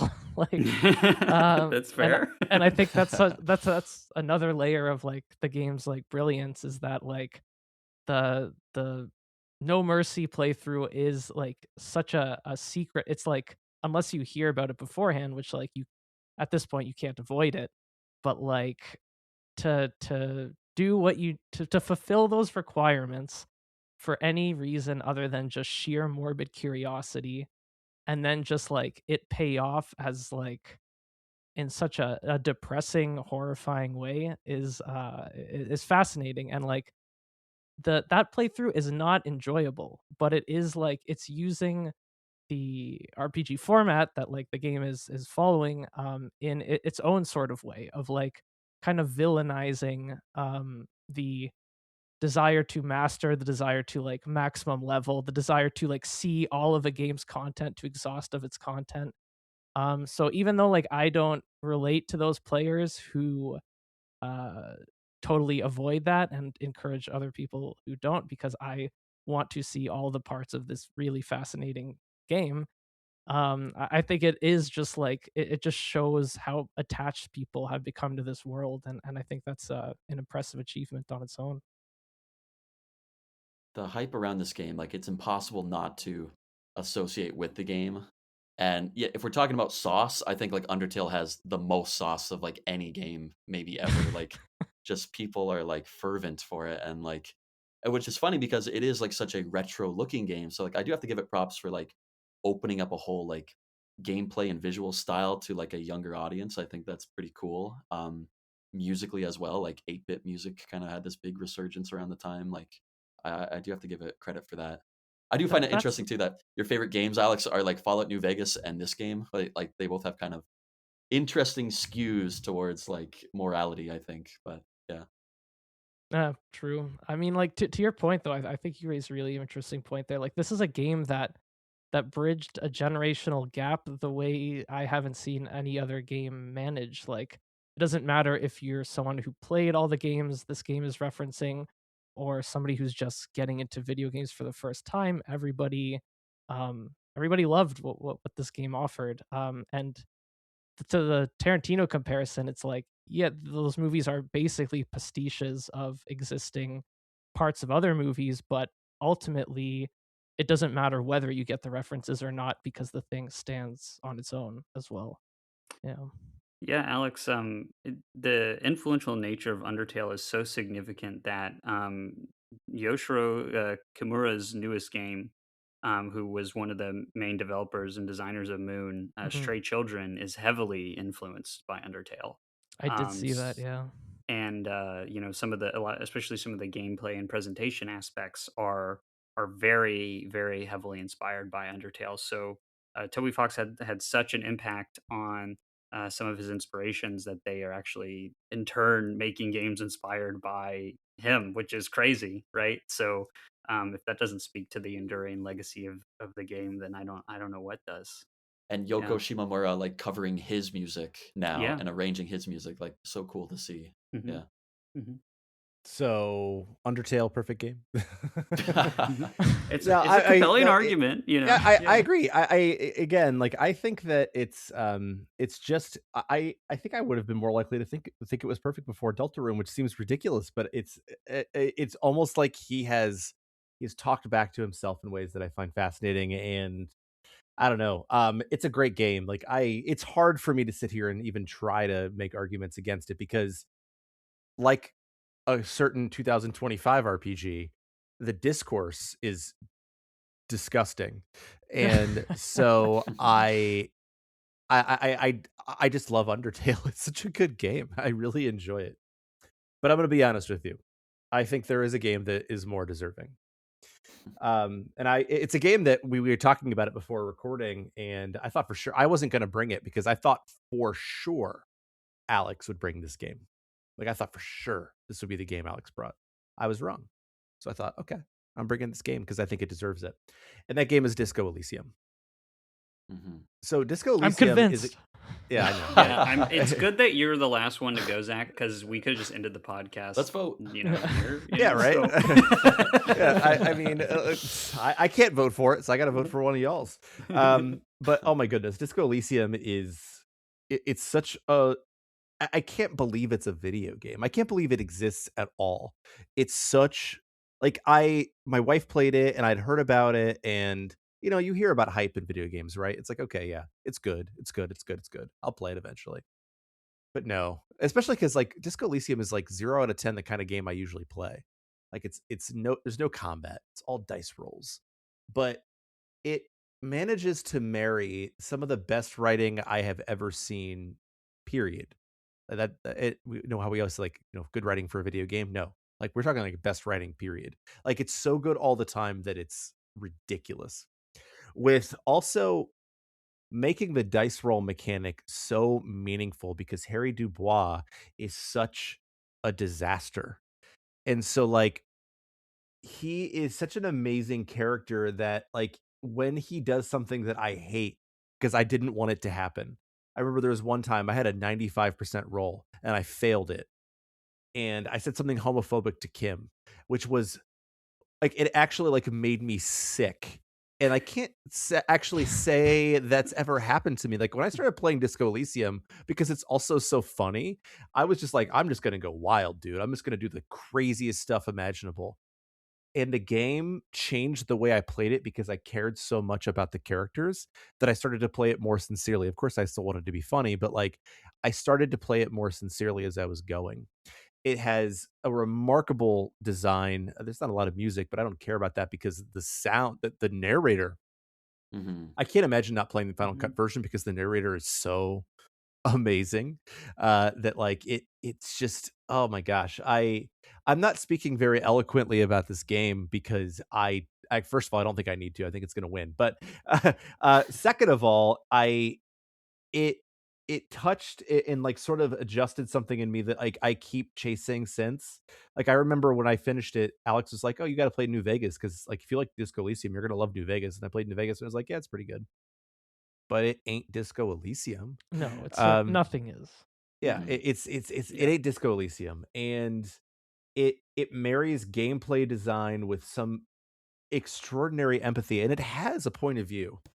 Clearly, the people who made this game are socialist, maybe leaning communist, and they really, really, really hate certain political movements, but they don't let that infect the way they see the people of this world.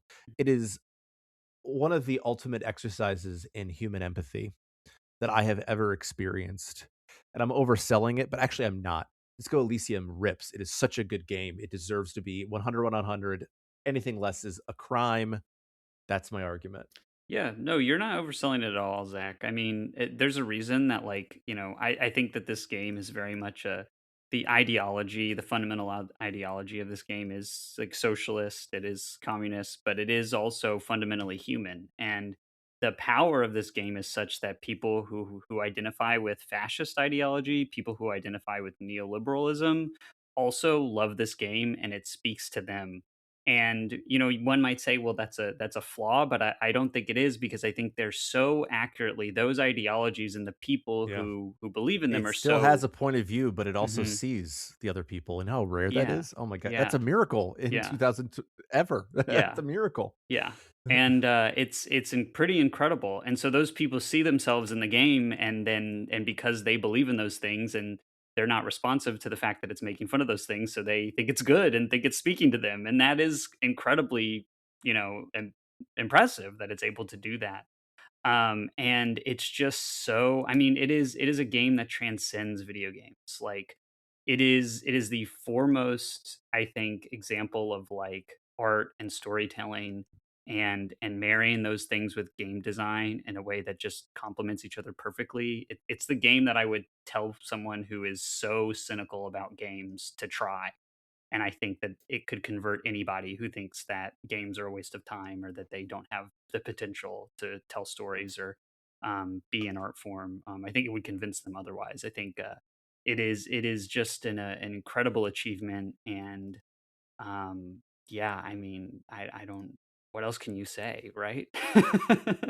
It Mhm. just creates such a beautiful, deeply broken and hurting world, but just full of these human characters with so much life and so much um humanity to them, that is just, it's just like intoxicating when you're in that world. And you lose yourself in it the way that you lose yourself in like a really good tabletop role playing session. And that's the origins of this game, right? It's built off of a tabletop system and world that the developers have created together.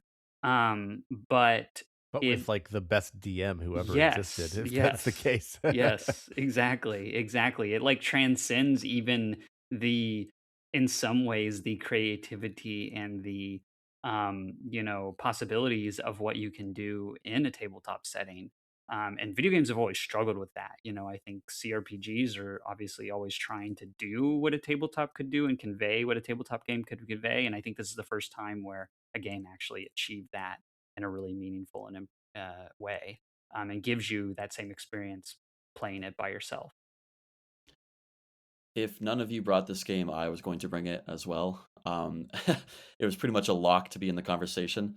And yeah, piggybacking off of what Ben just said, like in terms of especially Western RPGs, like the promise of a lot of Western RPGs is like total role playing, right? And being able to do whatever you can dream of, right? This game, it's so well written that it goes beyond like what I could dream of, where it's like, yeah, like you said, Zach, the best DM dungeon master ever. It's like I never even thought of doing that, but that's a great idea, and I'm gonna do that, and then just to see what happens, and then I'm gonna reload and like make my real decision. Like there were so many moments when I saw like the choices that Harry can make, and they just made me laugh, like seeing it's like I can do that, like that's a possibility, and then like I just had to like go down so many different routes just to see like where they would lead. um and that's both like in small decisions like within a single conversation, which can last like the length of a real in-depth conversation, which is incredible in its own way. But also like in the overarching storyline of just like the mystery to be solved, right? And even more so than the mystery, like it is a crime, thriller in many ways, maybe sci-fi fantasy crime thriller, but like beyond that, it's like this very fat vertical slice of a fantasy world that like sadly I don't think we're going to see any more of, but like there's so much content built into here, like so much world building that is there for you to explore if you want to. And I don't see how anyone can like play this game and not want to learn more about the story. You know what I mean? We have such a like dismal, dirty little look into this corner of this universe, but like hearing, for example, the two veteran soldiers like sitting on the park bench, right? I would come back to those guys every day Oh, and just learn they're about so fun. the They're world so through good. them, right? Yeah. And the fact that we're talking about like these opinionated characters, like so sharply, smartly written, like it. I don't know if I said this already today, but I've said it in the past. Like this is, I think, for sure the best written video game of all time, and like better written than many novels and many movies as well. Like this is one of the best written like forms of I art. mean, then almost all books and almost all movies, in my opinion. It is incredible. Honestly, Yeah. I am Yeah. like there are few things that I would put up against Disco Elysium. Like it's like one of those things that I would put like if in a pod to send into space that prove that humanity, Yeah. which is Had fascinating, value, given, right? which is fascinating given what this game is. That we like, they look at us and they see what we are, and like, oh, okay, like this is what we can create at least. I'm not sure if we can even be as good as this game wants us to be sometimes, but oh man, it has the kind of optimism that feels earned. And I'm not saying that it's not an Undertale. Like I'm just trying to compare it to something, but really what I want to know is, and I know Aleks is about to also talk about how amazing this game is. I want to know if anybody has criticisms of this game. I don't want it to be like a unanimous decision. To criticize this game, like why? And like, what's Pain. the point? Who are we to criticize greatness? It's like... Honestly, yeah, it's above me. I like when I played it, I immediately wanted to replay it for like the journey, but I feel like the destination, I know there are like 3 possible endings that like differ pretty greatly, but I feel love like the ending so much. yeah, I don't know, like it's the kind of game where like I feel like I got the good ending and I don't want to like replay it all the way through. Like I've replayed it like the first half of it many times, but I'm like I don't really want to see like the other endings just because I feel like there's kind of objectively like a good enjoyable ending. You know what I mean? I do want to see the taking Kuno to the island instead of Kim sort of ending one day. I haven't seen it yet, but I think that's I'm interested to see what happens there. I love Kuno. He's Yeah. just so Kuno is almost like the thesis of this game, I think. Yeah. Oh my goodness, He's a great Kuno example is of phenomenal. like games not having to be entertainment. Like like the characters in this game will piss you off, and like you'll get so angry at certain characters and so frustrated, but like that's what makes Yeah. it feel so real. You know, it's like I mean, be an American high school teacher, and I promise you'll feel the same. Yeah, don't give up on the burner kids, because Yeah. you don't give up on Kuno, and he comes through for you. It does. Yeah. I can try to nitpick this game.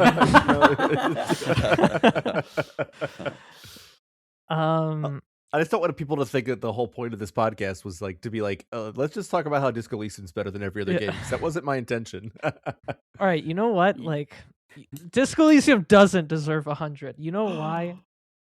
Maybe it deserves 100 for a book, but in terms of video, you don't believe anything you're saying right now. This review is do written I by sound Kuno. convincing? Yeah. Like, I don't know. All right, so okay, everything we said is correct.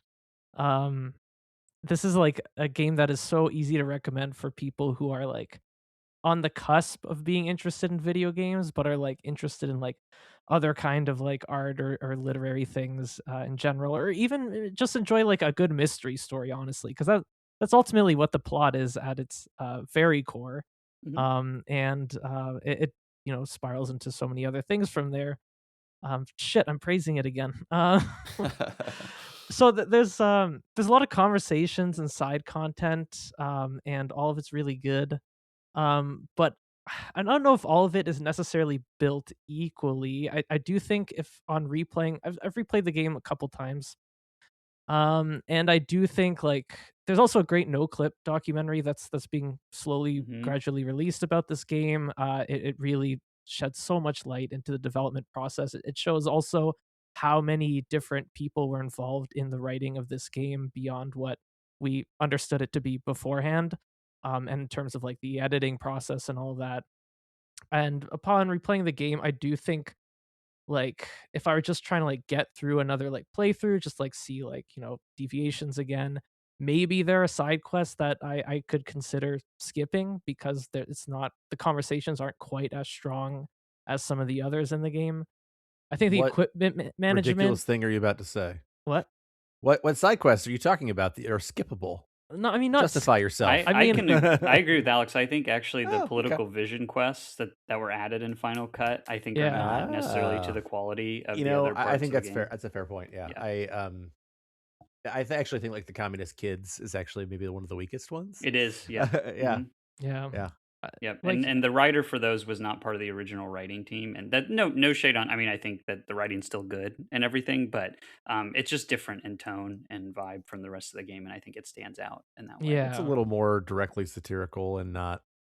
Yeah, Mhm. it's like it's trying to all sides it a little more than I would like. Mhm. Even if I agree that like 16-year-old communists usually don't really understand what communism means. Mhm. Yeah. And yeah, so I think that's the vision quests. Even like I love the anodic dance music stuff. I don't think it's as essential as a lot of the other quests of the game, a lot of the other characters, to Yeah. what this game's overall vision is. Mhm. Equipment management, finding the equipment and different things, switching equipment to like have slight modifications of your stats does get a little annoying the more I play this game. And yeah, I mean, like, why did I choose Undertale instead of this? I think ultimately comes down to just Undertale lures me in again and again a bit more because in the end it is still a video game video game, and this is something that I experience on like a higher artistic level, and it's also like a bit different for that reason. Everything, it's still a masterpiece in every way we've said. But if I were really to try to make an argument, Dude, it you're doing a would good be job. that. You're doing Yeah, way better you than I thought you are. would, especially for the person who I thought for sure would bring this particular game. Yeah. I mean, it's kind of the anti-video game, right, Alex? Right? Yeah. Like that. Yeah. Like it is not giving you the experience that you maybe typically come to video games for. And so in that sense, like it's trying to give you a different experience, a more, I would say, like you said, like a literary experience. But there's value in the experience of, you know, the more traditional game experience, and I don't want every game to be like Disco Elysium, I guess is what I would say, right? Like I Absolutely don't. not. Yeah. Yeah, Yeah. I guess that like I could say that like I don't know, I'm arguing against my own pick, but I feel like I have to. Like I definitely have to be in a particular kind of mood to play Disco Elysium, right? Mhm. And I'm probably going to be in the mood to like pick up Undertale more often, or like I don't know when I found out that Matt was bringing Final Fantasy X, I was like, ooh, I've never 100%ed that game. I think I need to do that because that combat system is so good. Or even like Xenoblade Chronicles Cross, I'm more likely to play that before Disco Elysium. But also, I will say that the minute I told my wife what I was going to play, she was like, "Oh, we need to play that game again, like right now." I'm like, "Yes, we do. Yes, we do." So I just defeated my own argument. I want to play Disco Elysium more than I want to play any of these other 3 games. There's one more thing that we haven't really talked about for any of the games today, but it's only really a factor in Disco Elysium, and that's like the performance. Like even the Final Cut on consoles, like I've heard like there are some pretty bad performance issues and like crashing, and the controls are a bit wonky on playing on a controller, which I mean the answer might be just It's play not on as good. PC, Yeah. but that hasn't really factored into the other games today. Perhaps Xenoblade X, Maybe it but wouldn't get a 100 on controls like the rest of the games. yeah, that ultimate factor. But looking at like RPGFan's review, like control is the thing that is like way lower than the other scores, Yeah. which Yeah. intrigued me enough to be like, oh yeah, I mean like Well, I that is mean, a factor. I think you're totally right, Matt. If you're talking about the console version, I think that it is almost a little bit like inherently a compromised experience when you're playing on console, because I think it is so designed around the like mouse input, and that's just so fluid when you're controlling the game, so intuitive, like you don't even really notice it. And not having that like pointer mouse control on console in the same way, I do think is makes those versions like a lesser Hmm. experience for sure. Yeah. What's interesting is that I played it on console, and I remember thinking that, and like it has left my memory entirely. And you want to know why? Because the game's so good, it 'Cause it's so doesn't good, matter. yeah. Overshadows It it. doesn't Yep. matter. Yep. Like that is such like a piddly nothing garbage. Who cares thing to me? Like I might give it like an 80 on controls or a 70 on controls, but I'd still give this damn game a 100. Yeah. The I tragedy so of this wish game we is that could. it was Oh, not like treated with the respect it deserves from its publisher. You know what I mean? It's like with a oh little more yeah. time and money, like this Yeah. game, like it deserves all the time and money. I You know mean, what I with mean? the like, I think that like in some ways the most fascinating thing to talk about with Disco Elysium because it's so good is like everything that's happened around it Mhm. and since, right? Yeah. Yeah. Because the game is so it's so obviously better than all the rest that like looking at the way that capitalism has destroyed the Yeah. company that created it is like so perfect that like it's almost Poetic. like you Yeah. couldn't write Yeah. it in a book. Yeah. I see your criticisms, but like if we're gonna talk about a couple of like small side quests that aren't as strong as the rest of the game, then we have to bring up Final Fantasy X, Wait a right? second. Like Hold on. like come on, dude. It's Pardon? about time that we start bringing them into conversation because Okay, we're gonna okay. have to vote pretty Yeah. soon here. Yep. And that is like okay, so like if the side content, if a couple of the added side portions of Disco Elysium aren't as strong as others, then like lightning dodging for 200 times immediately disqualifies Final Fantasy X. Well, If that hold is one of on. the But considerations that we're making here, gone. Goodbye. We're also talking about like who are we aiming this towards? Like for example, I have lots of friends who have bounced off of Disco Elysium. Like it is the hardest to approach of all the games that we've talked about. So I feel like on a mass scale, Final Fantasy is maybe the most, or maybe Undertale are the most like popular 100s. And I'm not saying that popular equals better, but just like there is something to be said about like approachability, and like you guys said earlier, I have to be in the mood for Disco Elysium, and like I could pretty much pick up Final Fantasy X or Undertale any day of the week. I do agree with that to an extent, yeah. And I will say that Disco Elysium's issues with the side content, like its side content is its main content at the same time. So it's like if there are issues with the whole of the game that you're engaging with, those do affect the main game experience. Like, can you skip the cryptozoologist side quest? I don't know if you can. Why would you? It's excellent. Not that I want to, but I wonder like how Yeah. that would affect the I ending. actually think you You can can. entirely miss Yeah, that. you can. Yeah. Yep. Huh, Yeah. huh. Yeah. I mean, I think just to bring my game back up that I brought up, Xenoblade.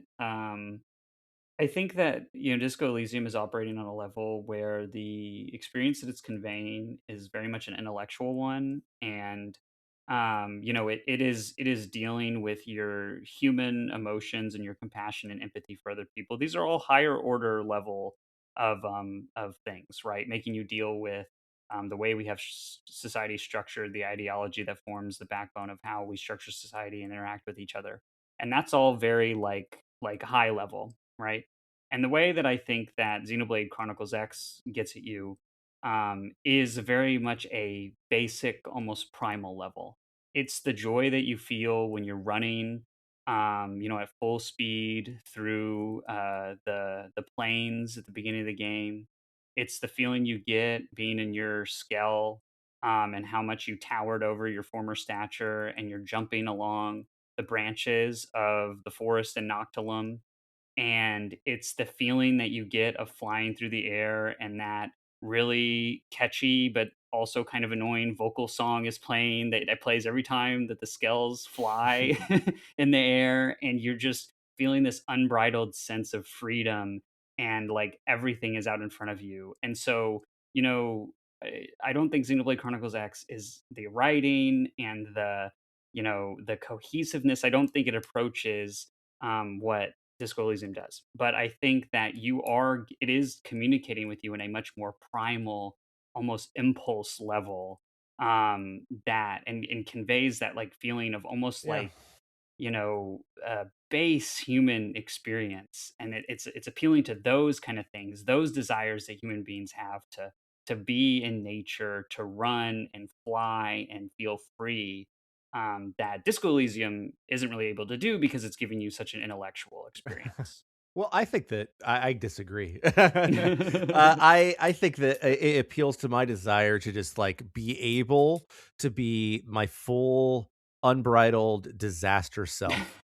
Because I have people who are listening to this or whatever might not believe me, but that is, I think, at my base, really who I am. And so, like, while I agree with you, I mean, because like I think that it's important to consider that, like, we're talking about video games, and sure, like Disco Elysium is in many ways an experience that if you turned it into like a really, really thick deck of cards, you might be able to reproduce in real life. And you could not do that with any of these other experiences, right? Mhm. But I don't care. Like, I just don't care. Like, Yeah. I think that the video gamey, like, sort of nature and responsiveness of it, like, it is recreating something that is impossible outside of even still the video game sphere. But Mhm.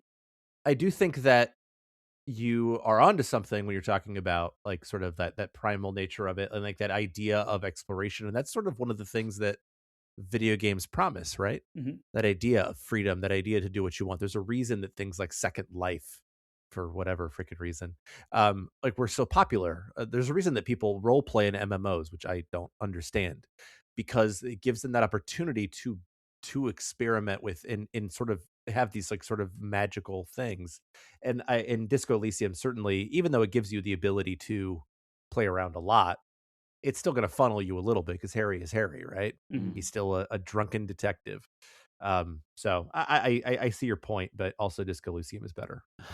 Okay. Yeah. So we're talking about two different things that video games can offer. On the one hand, something like Xenoblade Chronicles X really nails down just like the playfulness of video games, the mechanical joy of like messing around with your toolkit that you're giving in the game, navigating challenges, experiencing friction, having like conquering like achievement. And then on the other hand, we have Disco Elysium, which uses game systems in a way that is very expressive, tells really good story, and is really compelling from that regard. My question to you all is, why not both? This is Undertale is a game that Because it's not achieves working on the same both level of as either those of them, things. in my No, opinion. but it offers both. It offers Mhm. it in a perfectly balanced, emotionally astonishing experience with some of the most phenomenal music you will hear, and it's over and rewarding, and in a brisk 8 hours you can just sit down, you could play this thing in a day or two. You'll have one of the most exquisite video game experiences you will ever have every time. I promise you. Rip it off like a wonderful band-aid. But I think Disco Elysium is like the highest art. Like it's like high art that, the highest that video games have achieved. Ironically, by like digging to like the deepest parts of humanity, I feel like. But if we're talking about like as a game, like Aleks said, like engaging all the senses, like things that you can only do in a video game, the reason people bounce off of Disco Elysium is because of the gameplay. You know what I mean? Or lack thereof, right? The gameplay is reading and selecting. But none of the four of us did, right? Well, okay, yeah, this tribunal. So none of the four of us did. Yeah. So if we're talking about just the tribunal right now, yeah, of course I am. we work for RPG. We work for a place for free. Of course we do. Of course we are. But hold on, Zach. Do we work for RPG fan or reading fan? You're fired. I mean, seriously, if we're picking retro encounters, perfect game. In the four of us, all would give it a 100, which I actually think we all would. Then, who cares what other people think? I don't. When I'm writing a review, I don't give a. I'm trying to think of a way of saying this without cursing. I don't care at all what other people think. I think it's interesting. I don't care that you guys all think that 97 for Final Fantasy 16 is a bad score. I really don't, because that was how I experienced it. Right? If we all experience it as a 100, then I don't care what other people think. The real thing we're fighting over is what is Zach going to vote for? We all know it. It's fun to have the conversation, though. Yeah. I guess I'll vote for this in 99 of a video game. The fact that we do all work for free at RPGFan, I think that means that we have to endorse the game that is the only one that would endorse working for free, and then that would be Disco Elysium. So, Good point. All right, fine. We're running on like 2 hours, so I want to go ahead and call it to the vote. Okay, so here's the rules, just so the listeners remember, and so the panelists remember. So we are going to choose one. Now, if it goes longer because we have a tie, then we'll argue it out if we have to. We'll convince one of the stragglers, but we only can pick one game that deserves it. But the only rule is that you cannot vote for your own. And so I obviously believe that Disco Elysium deserves it, but I cannot vote for it, and I'll be the last one to vote just for fun. And we'll actually just do it alphabetical order. Why not? I'm just picking a random thing, even though it's not random at all. Aleks is used to going first all the time, I'm sure. And Matt is used to going last because W is always last. Anyway, so I'm going to call it to a vote. So you have one vote to make for the 4 games that we have brought for the first retro encounter perfect game that will be enshrined in the Perfect Game Hall of Fame. Aleks Franiczek, what's your vote? Disco Elysium. Excellent choice. Ben Love, what is your choice? Disco Elysium. Excellent choice. Matt Wardell, what is your choice? You can't make me say it. I'm not going to say it. Disco Elysium. Okay, excellent. I'm going to do something a little crazy here. For my vote, so I have to vote now, and I'm going to vote for the game that I didn't think I would have picked when I started this, and I'm going to vote for Final Fantasy X. Yeah. Seriously, Matt convinced me. I think that I have very few criticisms of Final Fantasy X, and the ones that I have are irrelevant to me. I think it is such a beautifully paced game.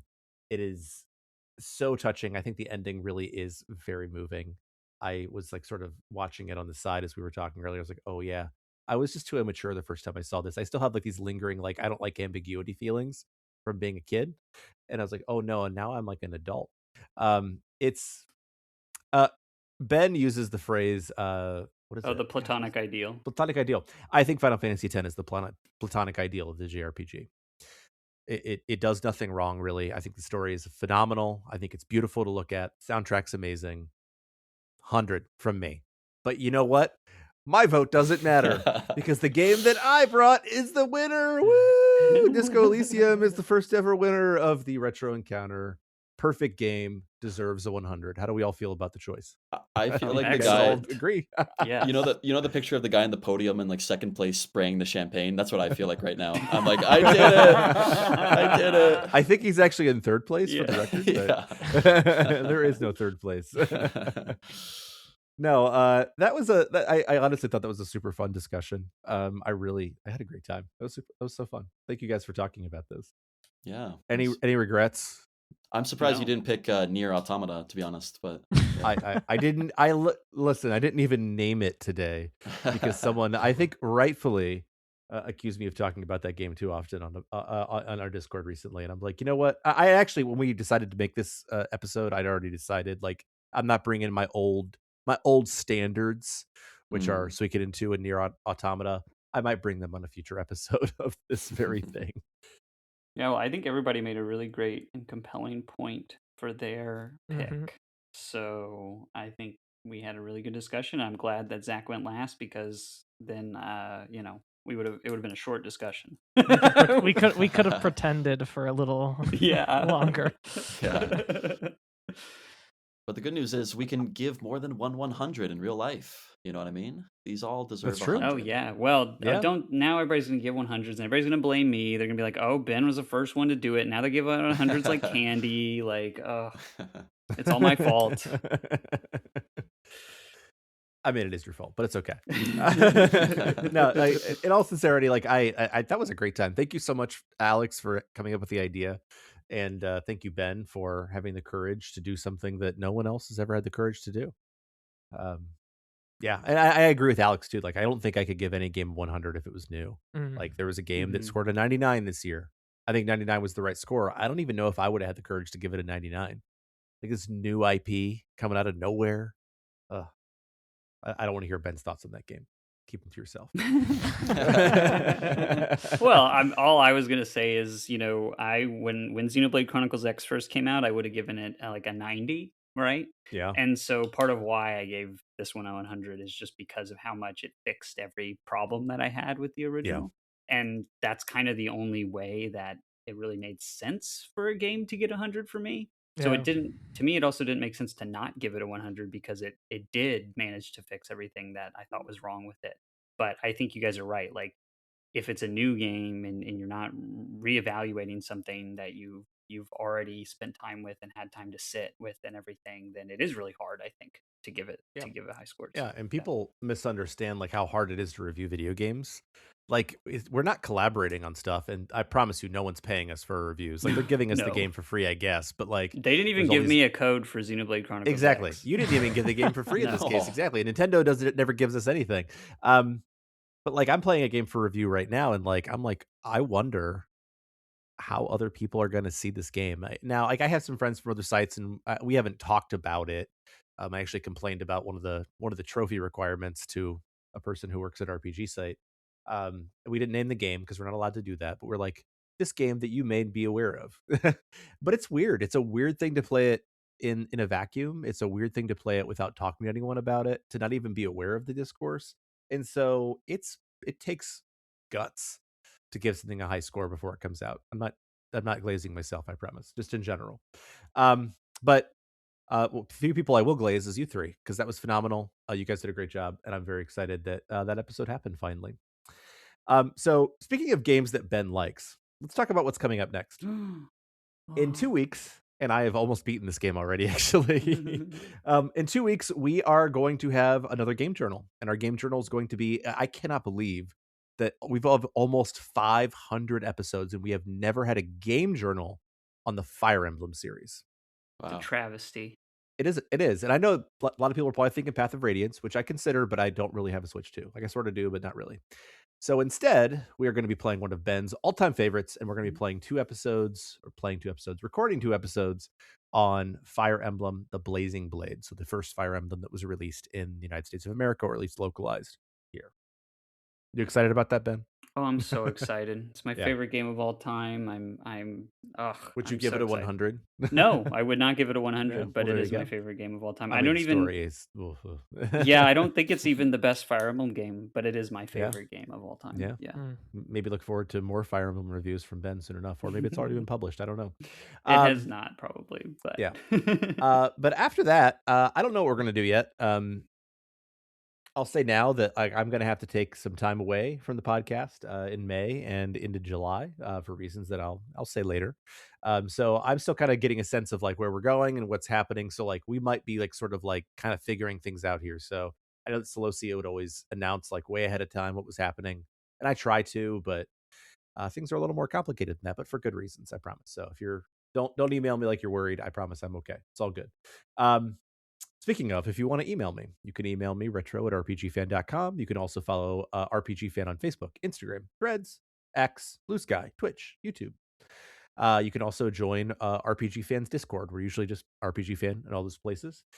We also have a shop hosted by TeePublic. If you go to rpgfan.com/shop, you can buy t-shirts, mugs, things like that. We also have 2 other fine podcasts. We have Random Encounter, and the last episode of that was actually, unfortunately, hosted by me. Sorry. And we talked about 2025 and the year in games. And of course, I talked about one of my favorites that I always mention. I promise I won't be as bad about that as Neurotama.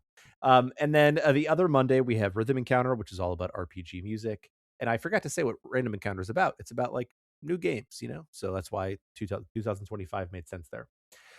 If you would like to review us, I don't know, you're listening to us somewhere, give us a review. We appreciate it. It would be nice. And let's talk about where you can reach the individual panelists, starting with you, Matt. You can read my writing at RPGFan or at mattwardellwrites.wordpress.com, and I'm slated to be on a lot of Rhythm Encounter episodes, which I often am on, so be sure to hear me there. And Aleks, where can we get in touch with you? You can email me at alexfraniczek@gmail.com. And Ben? You can email me at benloganlove@gmail.com. Perfect. And thank the 3 of you so much for coming on this journey with me. For what felt like maybe an inevitability because we all knew how we felt about Disco Elysium, but maybe the listeners didn't know, so you know, it's fun. And thank you, listeners. Good night and good luck.